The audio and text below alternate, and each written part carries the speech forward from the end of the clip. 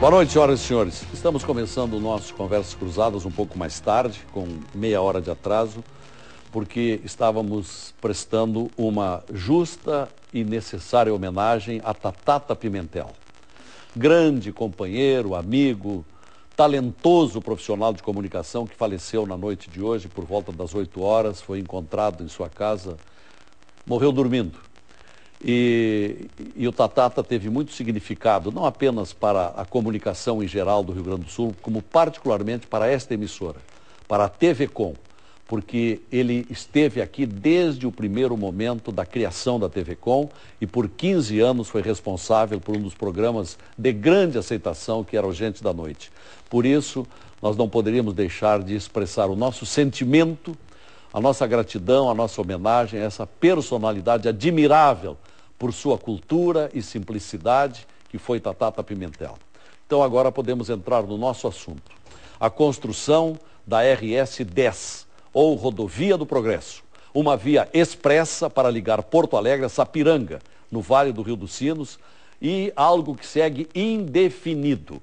O governo Tarso deve decidir nos próximos dias se aceita ou não o projeto feito pela construtora Odebrecht para a construção desta rodovia a partir de uma parceria público-privada. Esse projeto, iniciado ainda no governo Ieda, enfrenta controvérsias entre os próprios integrantes do governo Tarso. Por isso a dificuldade em se chegar a uma decisão. Então, por isso tudo é o tema do Conversas Cruzadas que está começando.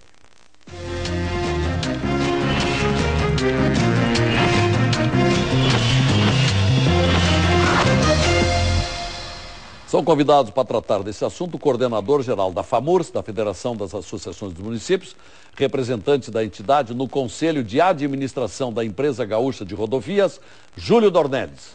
O deputado estadual do PSDB, Lucas Redecker, e a diretora de captação de recursos da Secretaria Estadual de Planejamento do Governo Estadual, Margarete Vazata.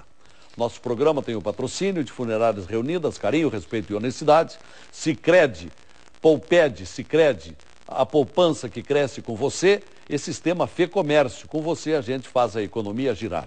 O nosso telespectador, como de hábito, pode enviar a sua opinião para o e-mail conversas.cruzadas@tvcom.com.br ou pelo Twitter, @Conversa Cruzada.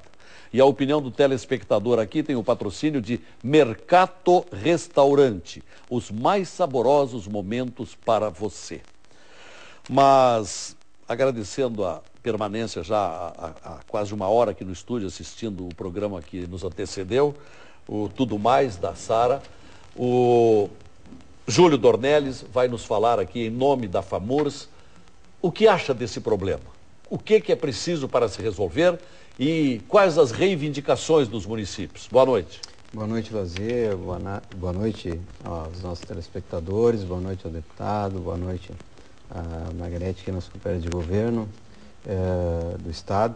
Em primeiro lugar, eu gostaria de ter uma justificativa aqui, né? O nosso presidente, prefeito Arivanazzo, prefeito de São Leopoldo, te manda um abraço, Lazer, e justifica, hoje está em Brasília, né? Também numa agenda importantíssima do municipalismo do Estado do Rio Grande do Sul, enfrentando aí esse encerramento de mandato e essa crise financeira que está se abatendo de modo muito intenso no nosso Estado. A posição da Federação, da FAMURS, como representante aí das 27 associações regionais, em especial da Grampal, mas também da Associação dos Municípios do Vale dos Sinos, do Vale do Paranhana, da Encosta da Serra, e no que se refere à RS 10, é uma posição de defesa e reivindicação histórica da necessidade, que já era uma necessidade há 20, 30 anos atrás. Há 20, 30 anos. E hoje, ainda muito mais, é uma necessidade, né, de pensarmos a integração modal da nossa região metropolitana. Até interessante, Júlio Dornelles, esmiuçar um pouco a imperiosa necessidade desta rodovia. Por quê? São muitos motivos, né? Custos extremamente elevados hoje. Nesses custos, inclusive, podemos colocar na conta aí a segurança das pessoas, a segurança do transporte, as vidas. não precisa dizer, né, tanto na Rádio Gaúcha como na MBS TV, aqui na TV Com, os relatos todo final de semana. Hoje mesmo, eu morei 22 anos em São Leopoldo, estou há um ano, neste ano, morando em Gramado e faço, como deputado também faz, né, um percurso muito intenso, toda semana, várias vezes, e a gente assiste diariamente. Hoje, num deslocamento de 10 quilômetros, eu assisti 3 acidentes na BR-116, né, fora outras complicações pelo excesso de veículos, as dificuldades. Então, integração modal, segurança, desenvolvimento, custo, não só para os municípios desse eixo de Porto Alegre a Sapiranga, né? Porque se hoje nós perguntarmos para o prefeito Arivanaz, para o prefeito Jair Jorge, para o prefeito Tarcísio, para o prefeito Spolaor, lá para o prefeito Faisal, desse eixo, todos eles vão dizer que a RS10 é estratégica, é importante para o desenvolvimento das economias locais, mas também regional e estadual, porque não é só esse eixo, né? É um projeto maior, é toda uma integração da região metropolitana que depende desse desenvolvimento, dessa integração logística, né, de transporte, redução de custos de frete. E no seu entendimento, por que está emperrado esse projeto? Há diversas questões políticas, econômicas, financeiras. Políticas, né, em primeiro lugar? Não digo em primeiro lugar na ordem, mas evidentemente que hoje nós tendo o projeto da Grampal, tendo o projeto da Odebrecht, tendo aquilo que começou lá no governo Ieda, toda a discussão que foi feita, toda uma história na região mais diretamente afetada com a questão do projeto. Me permita mostrar esse desenho que oportunamente você traz, como ficaria, mostrar aqui para a câmera, que a RS10 é esta aqui, começa aqui em Porto Alegre. Deixa a câmera pegar, é aqui. Aqui começa por Sapiranga. Aqui é Sapiranga. Então essa aqui vai até Porto Alegre. E aqui é a 116. Isso. Então veja, ela é paralela Isso. à importância que vai ter para desafogar a hoje entupida. E o projeto completo, Lazier, significa ali também a integração entre a RS10, a 116 e a 448 com a 449, aquela em azul ali em cima. A 448 vem aqui. E a 429 ali embaixo também em azul. Né? E a 448 em azul paralelo. Aqui, perfeito. Então por isso que eu digo que é uma integração. E eu diria que hoje a questão, são duas questões principais, que é a questão política da tomada de decisão, de um lado, e a decisão financeira, que é a questão, principalmente no projeto da Grampal e da Odebrecht, que é a questão na PPP das garantias, né? Das garantias de que vai haver condições de iniciar e se concluir a obra e depois fazer a manutenção um aspecto permanente. Que é muito importante se ressalientar é que quando estiver pronta, ela dispensa de vir pela 116 para entrar na Freeway. Exatamente. Ela vem direto, então o que ela reduz de tráfego é impressionante. Né? Uhum. Bom, e depois eu poderia dizer agora, por que o aspecto político você ressalta? Não, político porque digamos que há uma construção, há uma espécie de consenso da necessidade, mas por outro lado, diante dessa decisão política ou da vontade coletiva, digamos, da região e, na verdade, com o apoio do Estado todo, que significa também integração com as outras regiões, tem a questão do financeiro. E o agente político, ou os agentes políticos, né, neste caso, e principalmente o governador, o governo do Estado, tem que tomar uma decisão para atender essa necessidade e esse consenso, digamos assim, da importância dessa rodovia para o desenvolvimento da região metropolitana. O projeto no tempo da governadora Ieda estava já encaminhado. Sim. Uhum. Estava por sair. Sim. E aí, por que foi revogado o projeto dela? Bom, em parte... Quem sabe ouvimos o deputado Lucas Redecker, até porque é do mesmo partido da ex-governadora.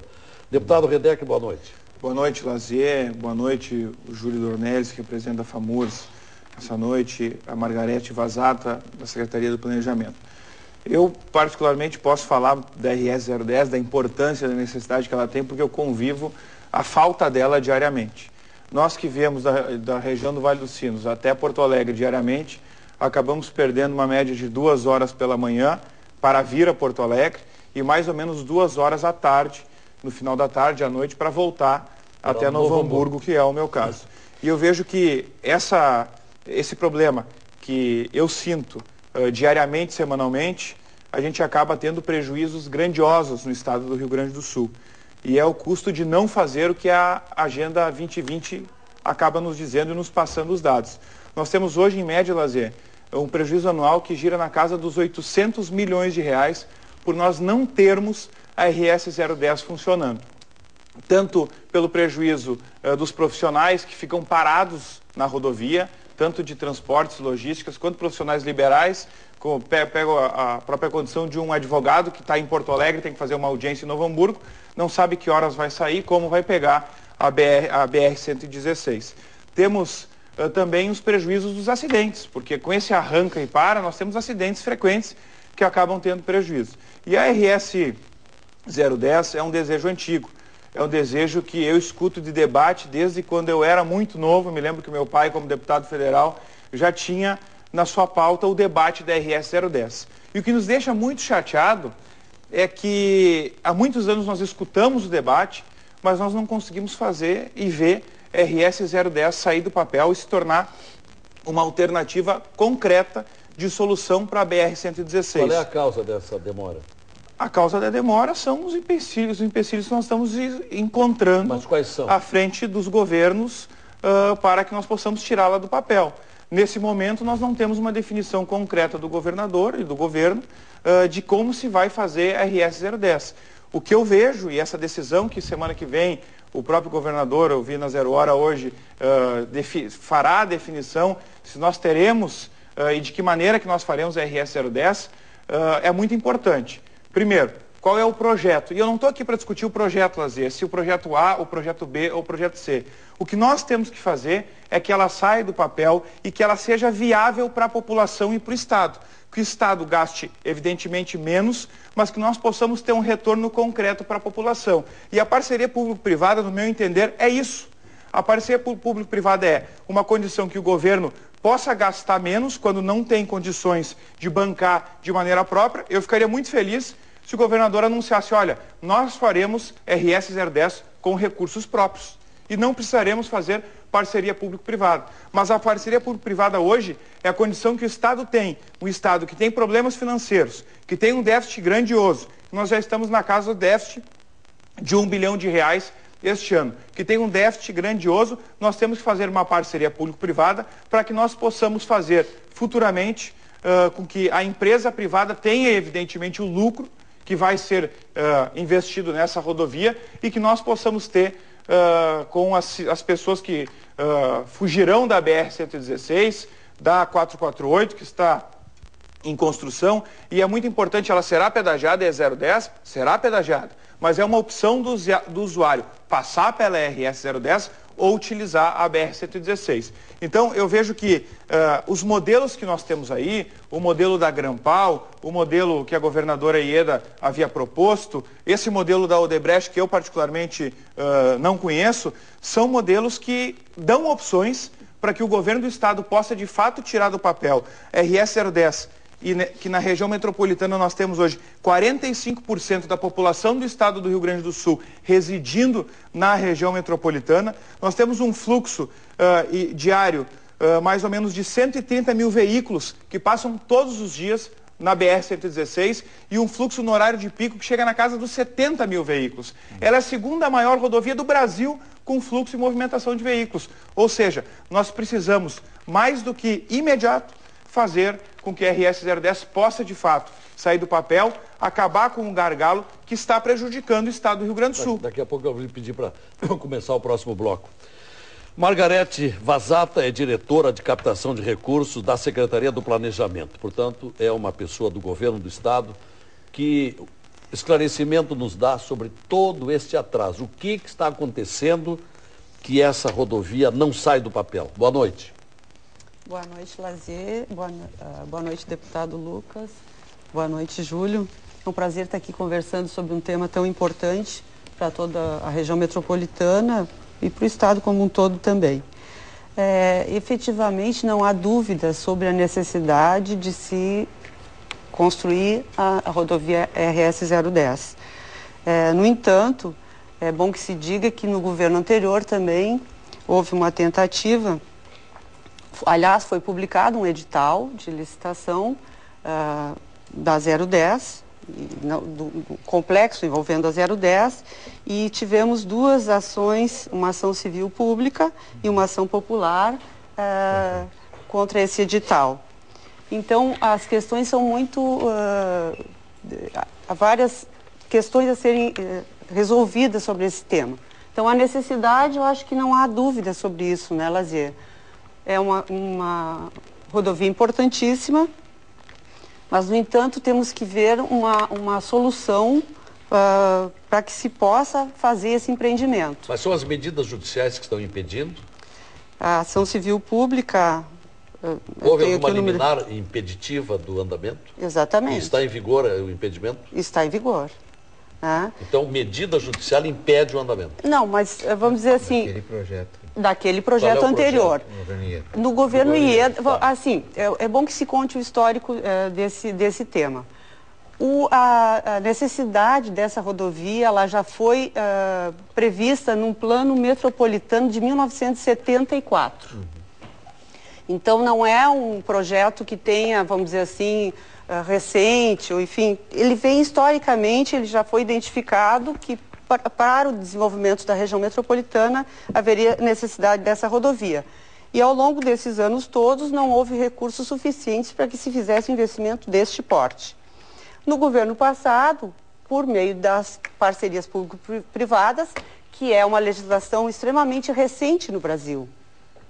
A legislação federal é de 2004, de dezembro de 2004, e a nossa legislação estadual é de janeiro de 2005. E no Brasil, na verdade, existem poucas experiências em parcerias público-privadas, é bom que se diga, e neste caso, que é uma rodovia considerada Greenfield, é uma rodovia Greenfield, quer dizer, não existe a rodovia, ela é uma rodovia nova, já existe parcerias público-privadas, por exemplo, na MG 050, em Minas Gerais, mas é uma rodovia existente, em que foi feita uma PPP para duplicação e etc. No caso de uma rodovia Greenfield, vamos dizer assim, incertezas e etc. são mais difíceis, né, de serem resolvidas. O desafio é maior. O desafio é muito maior. Eu quero dizer que no Brasil não existe PPP em rodovia Greenfield. Então, é um desafio para o governo do estado, sim, e nós estamos estudando. E é importante que se diga, no governo passado foi lançado o que se chama de manifestação de interesse. O governo publicou e houve empresas que demonstraram interesse em desenvolver estudos, que foi o caso, a Odebrecht apresentou um estudo sobre a rodovia 010 no governo passado, e o governo recebe esse estudo, analisa, verifica as condições em que ele é proposto, a empresa desenvolve por conta e risco. Quer dizer, não há um compromisso por parte do governo do estado de que isto seja executado. E no governo passado, o governo recebeu essa proposta do Odebrecht, fez as análises e publicou um edital. Depois, aceitou o projeto Odebrecht? Aceitou o projeto e fez alterações. Tá. Né? E a Odebrecht concordou com as alterações?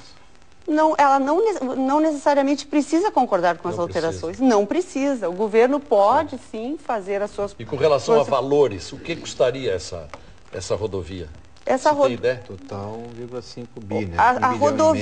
A rodovia, como está proposta hoje, que é um contrato de concessão, a parceria público-privada é uma concessão do poder público à iniciativa privada, que envolve execução de obra e operação, quer dizer, é toda a manutenção, conservação, todos os serviços envolvidos, e nesse caso envolve pedagiamento, e ao longo de 35 anos. Neste caso era um contrato...